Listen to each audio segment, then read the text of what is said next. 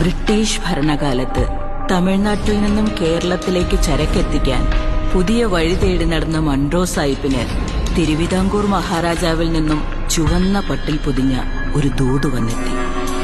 6.5 നാഴിക നേരം കൊണ്ട് കിഴക്കൻ മല ചുറ്റി വരുന്ന ഒരു കാട്ടുവഴിയെപ്പറ്റിയായിരുന്നു അതിനുള്ളിലെ സന്ദേശം. പക്ഷേ ആ വഴി അന്വേഷിച്ചെന്ന മൺട്രോ സാഹിബിനും ബ്രിട്ടീഷ് പടയ്ക്കും അതിവിചിത്രമായ ഒരു കാര്യം അറിയാൻ കഴിഞ്ഞു.